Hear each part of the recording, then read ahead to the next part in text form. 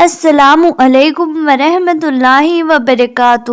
اللہ تعالیٰ نے نماز کو بندے کے لیے ایک عبادت اور اس کے ساتھ تعلق مضبوط کرنے کا ذریعہ بنایا ہے۔ یہ روحانی سکون، برائیوں سے بچاؤ، نظم و ضبط اور آخرت میں کامیابی کا سبب بنتی ہے۔ نماز دل کو سکون دیتی ہے اور گناہوں کی معافی کا ذریعہ بنتی ہے اور انسان کو اللہ تعالیٰ کی یاد میں رکھتی ہے تاکہ یہ وہ برے کاموں سے دور رہے۔ نماز شکر گزاری کا بہترین طریقہ ہے کیونکہ اللہ تعالیٰ نے ہمیں بے شمار نعمتیں دی ہیں اور نماز کے ذریعے ہم اس کا شکر ادا کرتے ہیں۔ انسان نے عزیز اور انصاری پیدا کرتی ہے کیونکہ وہ اللہ کے سامنے جھک کر اپنی کمزوری کا اعتراف کرتی ہے۔ یہ دعا اور قبولیت کا بھی ذریعہ ہے کیونکہ ہر نماز کے بعد اللہ سے مانگنے کا بہترین وقت ہوتا ہے۔ نماز جسمانی صحت کے لیے بھی فائدہ مند ہے کیونکہ اس کے مختلف ارکان جیسے رکوع، سجدہ جسم کو متحرک کرتے ہیں اور جسمانی نظام کو درست رکھنے میں مدد کرتے ہیں۔ نماز اللہ کے قرب کا ذریعہ ہے کیونکہ بندہ جب سجدے میں جاتا ہے تو وہ اپنے رب کے قریب ہو جاتا ہے۔ یہ دنیاوی پریشانیوں اور غموں سے نجات دلاتی ہے کیونکہ جب اللہ تعالیٰ کے سامنے بندہ کھڑا ہو کر اس سے بات کرتا ہے تو اس کے دل کو سکون، اطمینان ملتا ہے۔ یہ صبر اور استقامت سکھاتی ہے کیونکہ نماز کے ذریعے بندہ ہر حال میں اللہ پر بھروسہ رکھنا سیکھتا ہے۔ یہ وقت کی پابندی اور نظموں کی ضبط عادت ڈالتی ہے کیونکہ دن میں 5 وقت مخصوص اوقات پر نماز پڑھنے سے انسان میں ڈسپلن پیدا ہوتا ہے۔ نماز اللہ تعالیٰ کی رحمتوں اور برکتوں کو کھینچ لیتی ہے کیونکہ جو شخص نماز پڑھتا ہے اس پر اللہ کی خاص رحمت اور حفاظت ہوتی ہے۔ یہ شیطان سے حفاظت کا ذریعہ ہے کیونکہ جو بندہ نماز کا عادی ہو جاتا ہے شیطان اس سے دور رہتا ہے۔ یہ قبر اور آخرت کی روشنی ہے کیونکہ حدیث پاک میں آتا ہے کہ نماز قیامت کے دن مومن کے لیے نور ہوگی۔ یہ گناہوں کی معافی ان کو مٹانے کا سبب بنتی ہے کیونکہ نبی کریم صلی اللہ تعالیٰ علیہ وسلم نے فرمایا کہ نماز گناہوں کو ایسے دھو دیتی ہے جیسے پانی میل کچیل کو دھو دیتا ہے۔ یہ مال دولت کی برکت کا ذریعہ ہے کیونکہ جو لوگ نماز کی پابندی کرتے ہیں اللہ ان کے گھر میں رزق میں اضافہ فرما دیتا ہے۔ یہ معاشرتی برائیوں سے بچاتی ہے کیونکہ جو شخص نماز پڑھتا ہے وہ چوری، جھوٹ، ظلم اور بے حیائی سے بچنے کی کوشش کرتا ہے۔ یہ اللہ کے عذاب سے نجات کا ذریعہ ہے کیونکہ جو شخص نماز چھوڑ دیتا ہے اس کے لیے سخت وعید آئی ہے اور جو پڑھتا ہے وہ اللہ کی پناہ میں آ جاتا ہے۔ یہ دل کی سختی کو ختم کرتی ہے کیونکہ اللہ تعالیٰ کا ذکر کرنے سے دل نرم ہو جاتا ہے اور بندہ اللہ تعالیٰ کی محبت میں آ جاتا ہے۔ یہ دنیا اور آخرت کی کامیابی کی کنجی ہے کیونکہ جو لوگ نماز کے پابند ہوتے ہیں وہ دنیا میں بھی کامیاب ہوتے ہیں اور آخرت میں بھی کامیاب ہوتے ہیں۔ نماز اللہ کی طرف سے ایک عظیم تحفہ ہے جو بندے کو مسلسل اس کے رب سے جوڑ دیتا ہے کیونکہ نماز چھوڑنا منافقین کی علامتوں میں سے ہے اور جو شخص اخلاص کے ساتھ نماز پڑھتا ہے اس کا دل ایمان سے بھرتا ہے۔ یہ عزت اور وقار میں اضافہ کرتی ہے کیونکہ جو بندہ اللہ کے سامنے جھکتا ہے اللہ اسے دنیا میں عزت اور آخرت میں بلند مقام عطا کرتا ہے اور یہ صراط مستقیم پر چلنے میں مدد دیتی ہے کیونکہ روزانہ 5 وقت اللہ کے حضور حاضر ہونے سے انسان کو اچھے اور برے راستے میں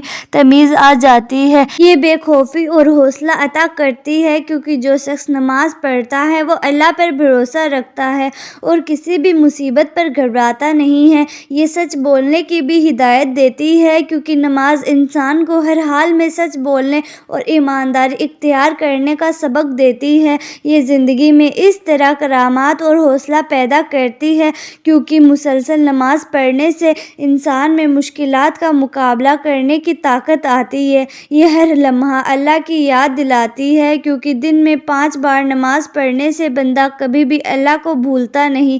یہ زندگی میں ہر فیصلے سے رہنمائی فراہم کرتی ہے کیونکہ جو شخص نماز پڑھتا ہے اس کا دل اللہ کی طرف سے ہی فیصلے کرنے کے لیے روشن ہو جاتا ہے۔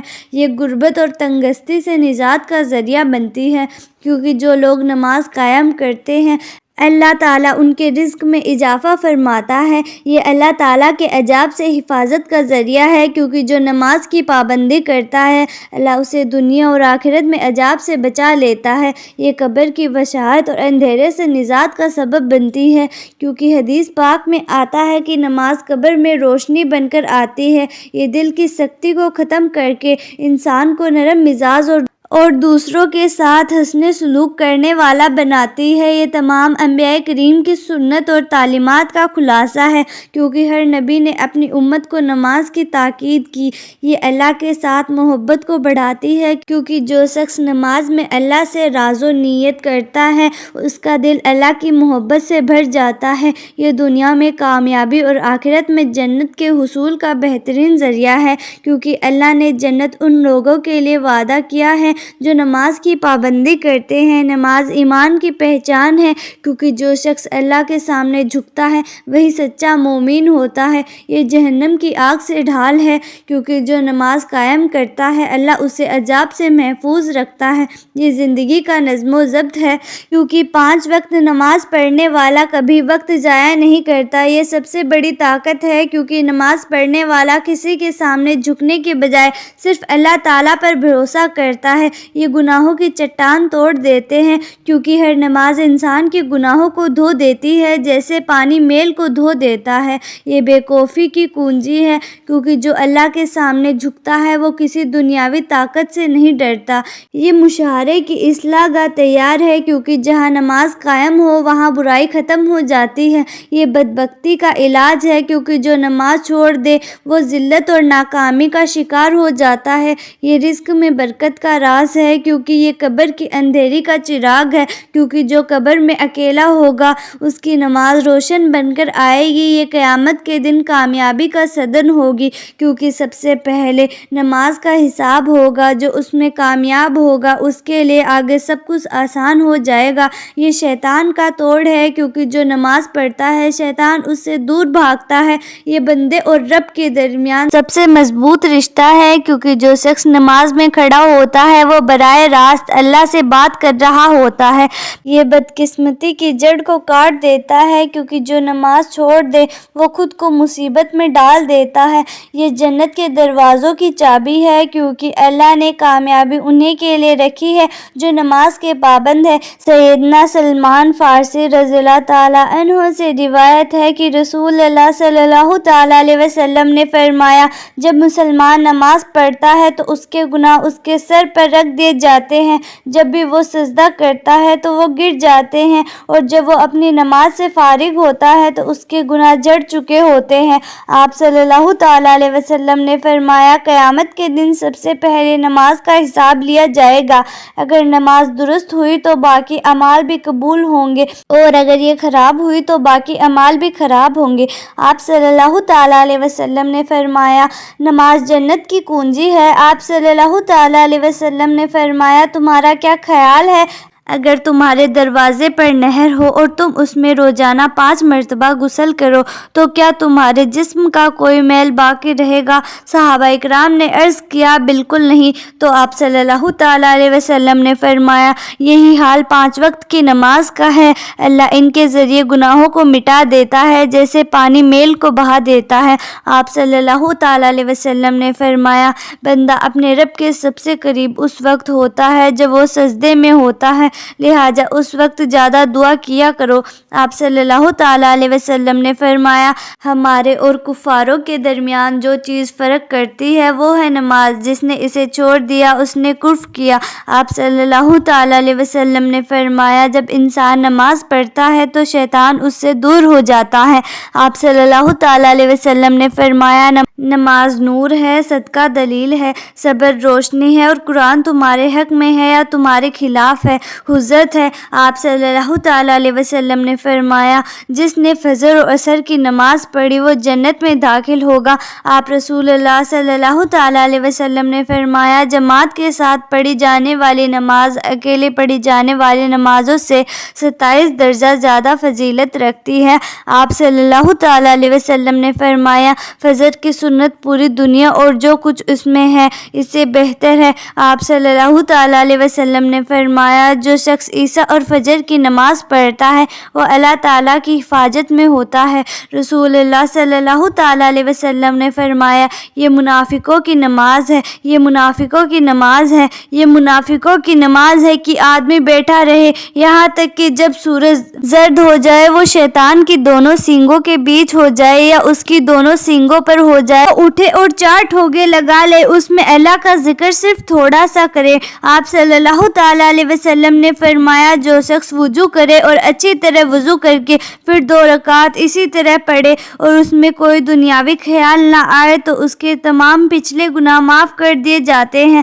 حضرت انس بن مالک رضی اللہ تعالیٰ عنہ کہتے ہیں کہ رسول اللہ صلی اللہ تعالیٰ علیہ وسلم نے فرمایا، بیٹھ کر نماز پڑھنا جائز ہے لیکن اس کی اجازت مخلص حالات میں ہے۔ جو شخص قائم اور سجدے پر قادر ہو تو اس کے لیے قائم یعنی کھڑا ہونا فرض ہے۔ اگر قائم کے کچھ حصے پر قادر ہو، پورے قائم پر قدرت نہیں ہو تو جتنی دیر قائم کر سکتا ہے یعنی جتنی دیر کھڑا رہ سکتا ہے اتنی دیر قائم کرنا ضروری ہے۔ اگر سجدے پر قدرت نہیں ہے تو ایسے شخص میں قائم ثاقل ہے۔ قائم پر قادر ہونے کی صورت میں اگر زمین پر کسی بھی ہیئت تشہد تورک تشہد میں عورتوں کا بیٹھنے کا طریقہ الاتی پلاتی مار کر رکوع اور سجدے کی قدرت ہو تو زمین پر بیٹھ کر نماز ادا کرنا ضروری ہے، کرسی پر بیٹھ کر نماز ادا کرنا جائز نہیں۔ اگر قائم پر قدرت ہے لیکن گھٹنے میں کمر میں شدید تکلیف کی وجہ سے سجدہ کرنا طاقت سے باہر ہو جائے یا وہ شخص جو زمین پر بیٹھنے پر قادر ہے مگر رکوع اور سجدے پر قدرت نہیں رکھتا تو ایسے حضرات کو زمین پر ہی بیٹھ کر نماز ادا کرنی چاہیے۔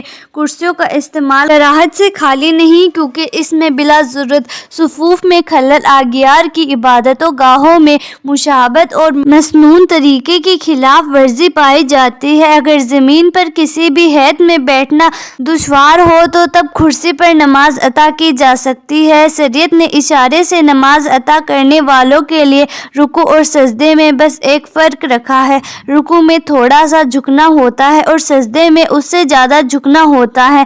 یہ طریقہ حدیث شریف اور بزرگوں کے فرمانات کے ثابت ہے۔ جب کوئی بندہ کرسی پر بیٹھ کر نماز ادا کر رہا ہو تو اس کے ہاتھ رکوع اور سجدے دونوں میں جانگوں پر ہی رہنے چاہیے۔ اکثر دیکھا جاتا ہے کہ کچھ لوگ رکوع میں تو ہاتھ جانگوں پر رکھتے ہیں لیکن سجدے کے وقت ہاتھ ہوا میں اٹھا لیتے ہیں۔ یہ طریقہ صحیح نہیں ہے۔ سجدے میں سر کو زیادہ جھکانا ہے۔ اصل فرق یہ نہیں ہے کہ ہاتھوں کو ہوا میں اٹھانا ہے۔ اگر کوئی سجدے میں ہاتھوں کو جانگوں سے ہٹا لیتا ہے یا ہوا میں لٹکا دیتا ہے تو یہی شریعت اور بزرگوں کی تعمیل کے خلاف ہے۔ رسول اللہ صلی اللہ تعالیٰ علیہ وسلم نے فرمایا، کھڑے ہو کر نماز پڑھو، اگر اس کی طاقت نہ ہو تو بیٹھ کر پڑھو اور اگر اس کی بھی طاقت نہ ہو تو پہلو کے بل لیٹ کر پڑھ لو۔ بیٹھ کر نماز پڑھنا شرعی طور پر جائز ہے مگر صرف اس وقت تک واقعی کوئی معقول عذر ہو، بغیر کسی وجہ کے فرض نماز بیٹھ کر پڑھنا درست نہیں ہے، لیکن نفل نماز بیٹھ کر پڑھ سکتے ہیں چاہے صحت مند ہو۔ تو امید کرتی ہوں کہ آپ کو ہماری آج کی ویڈیو پسند آئی ہوگی، لہٰذا آپ سے گزارش یہی ہے کہ ویڈیو پسند آئی ہے تو ویڈیو کو لائک کریں اور زیادہ سے زیادہ لوگوں تک شیئر کریں۔ جلد ہی ملتے ہیں ایسی ہی نئی ویڈیو کے ساتھ، تب تک کے لیے خدا حافظ۔